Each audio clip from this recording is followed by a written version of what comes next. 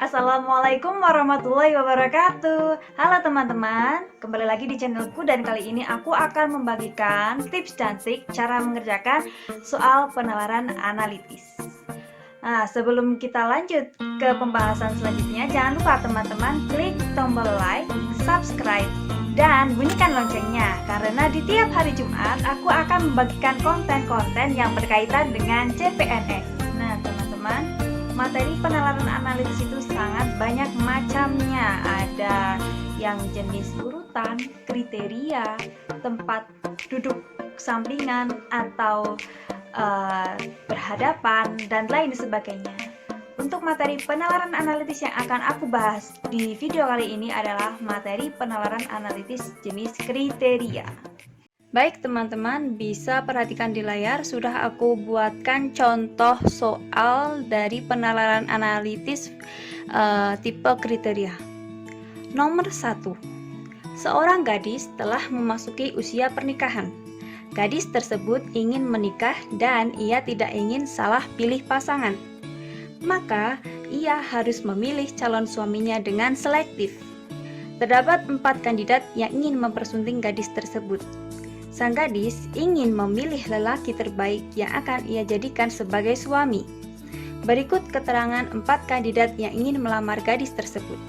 Kandidat A adalah kandidat yang paling dekat, namun tidak tegas dan belum mapan. Kandidat B adalah kandidat yang dekat, tegas, tetapi tidak bertanggung jawab.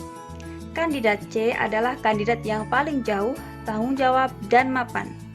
Kandidat D adalah kandidat yang paling tegas, paling tanggung jawab, dan cukup mapan.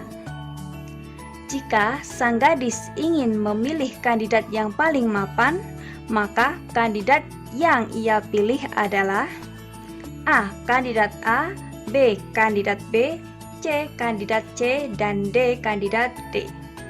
Nah, untuk mengerjakan soal seperti ini, alangkah lebih baiknya kita pahami dulu bahwa struktur dari soal penalaran analitis itu terdiri dari 3 bagian. Bagian yang pertama adalah bagian pengantar soal. Bagian yang kedua adalah bagian peraturannya. Dan bagian yang ketiga itu adalah bagian pertanyaannya. Nah, bisa dilihat di layar ya, bagian mana yang merupakan bagian pengantar, bagian aturan atau prasyaratnya, dan bagian pertanyaannya. Nah, teman-teman bisa amati ya, ada 4 kandidat dan 4 kriteria, di mana 4 kriteria itu juga ada 4 tingkatan. Contoh dari aku lihat dari kriteria jarak itu ada yang paling dekat, ada yang dekat, paling jauh. Nah, berarti dari sini kita bisa merubah kriteria tersebut ke dalam bentuk angka supaya nanti memudahkan kita. Pertama-tama kita tulis dulu di sini kandidat ya, kolom 1. Ada kandidat A, B, C, dan D. Lalu yang dinilai di sini adalah ada 4 kriteria, yaitu kriteria jarak, kriteria tegas, kriteria mapan, dan kriteria tanggung jawab. Nah, kita buat menjadi kolom seperti ini, dibuat menjadi tabel supaya nanti bisa mempermudah kita dalam mengerjakan soal. Kandidat A adalah kandidat yang paling dekat. Paling dekat berarti kita beri nilai 4 untuk kriteria jarak, namun tidak tegas. Tidak tegas berarti kita beri kriteria 1, dan belum mapan. Aku beri nilai 1 di sini. Kandidat B adalah kandidat yang dekat. Dekat berarti aku beri nilai 3, tegas 3, tetapi tidak bertanggung jawab. Aku beri nilai 1 di sini. Kandidat C adalah kandidat yang paling jauh. Paling jauh berarti 1 ya. Tanggung jawab itu aku beri nilai 3 di sini. Dan mapan, aku beri nilai 3. Kandidat D adalah kandidat yang paling tegas. Paling tegas berarti dia nilainya maksimal 4 di sini. Yang D. paling tanggung jawab, di sini 4 juga, dan cukup mapan. Cukup mapan itu berarti satu level di atas belum mapan, berarti aku beri nilai 2 di sini. Nah, kalau sudah seperti ini, kita bisa mudah melengkapinya. Tadi kan kita sudah tahu ya bahwa ada 4 tingkatan, 4 tingkatan jenjang kriteria. Nah, jadi di sini kita bisa lengkapi dulu bagian-bagian yang kosong. Lihat bagian jarak. Di bagian jarak ini sudah ada 3 nilai. Nilai 1, 3 dan 4 yang belum ada 2. Jadi kita tulis 2 di sini.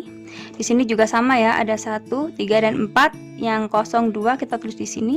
Lalu di sini ada 1, 2, 3. Lalu kita tulis 4 di sini. Dan di kolom tanggung jawab ada 1, 2. Nah, 2-nya yang kosong kita tulis di sini. Nah, jika sudah dibuat seperti ini maka sudah jelas ya.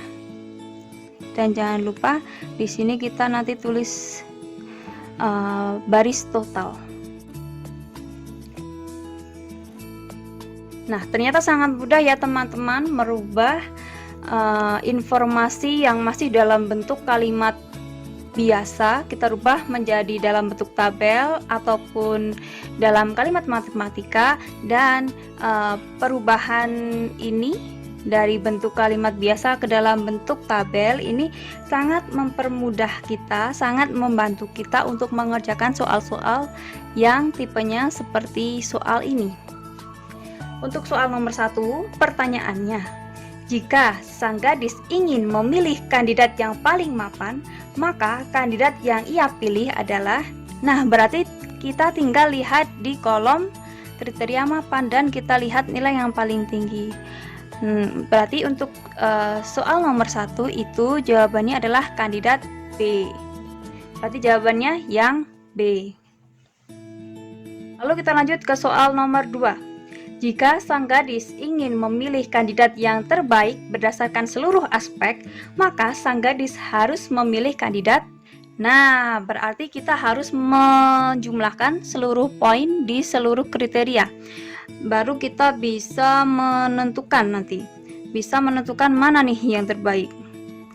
Oh iya, ini tadi agak salah ya. Jadi untuk totalnya itu tidak di sebelah sini teman-teman, kita coret saja. Karena nanti kita menjumlahnya dengan secara horizontal mendatar. Aku tulis di sini ya. Nah, kita lihat untuk kandidat A itu dia mendapatkan 4, 1, 1, 2. Berarti dia mendapatkan 8 poin. Untuk yang B dia mendapatkan 3, 3, 4, 1. Berarti mendapatkan 8 ditambah 3 yaitu 11 poin. Untuk yang C dia mendapatkan 1, 2, 3, 3. Dia mendapatkan 9 poin. Lalu untuk yang D dia mendapatkan 12 poin. Nah, kalau sudah seperti ini kita bisa memilih kandidat mana yang mendapatkan poin tertinggi di seluruh aspek. Berarti kita bisa memilih kandidat D sebagai jawaban untuk soal nomor 2. Kita lanjutkan ke soal nomor 3. Jika sang gadis ingin memilih kandidat berdasarkan aspek tanggung jawab dan ketegasannya, maka kandidat yang ia pilih adalah, nah berarti kita lihat setiap kandidat itu dilihat dari jumlah poin, tanggung jawab dan ketegasannya. Kita tulis di sini A, B, C, D. Untuk A kita lihat poin tanggung jawab dan ketegasannya. Untuk A dapat 2 ditambah 1, dia dapat 3. Untuk yang B 1 ditambah 3, dia dapat 4. Untuk yang C dia dapat 3 ditambah 2, dia dapat 5. Lalu untuk yang kandidat D dia dapat 4 ditambah 4, dia berarti mendapat poin 8. Nah, sudah terlihat jelas ya teman-teman. Jadi kandidat yang akan ia pilih adalah kandidat yang D. Teman-teman, kesuksesan itu memang datang dari peluang dan kesempatan yang kita gunakan dengan sebaik mungkin. Tapi, apakah selamanya kita sukses? Harus menunggu peluang atau kesempatan itu datang? Tidak, teman-teman. Menunggu itu nggak enak, belum tentu yang ditunggu itu akan datang. pesanku untuk teman-teman adalah buatlah kesempatan dan peluangmu sendiri untuk meraih suksesmu sendiri. Nah, itu dia teman-teman, tips dan trik menaklukkan materi penalaran analitis versi aku. Jangan lupa teman-teman, terus pantau channelku karena di setiap hari Jumat aku akan membagikan konten-konten yang berkaitan dengan CPNS. Semoga video ini bermanfaat untuk teman-teman semua. Dan sampai jumpa di video selanjutnya. Wassalamualaikum warahmatullahi wabarakatuh.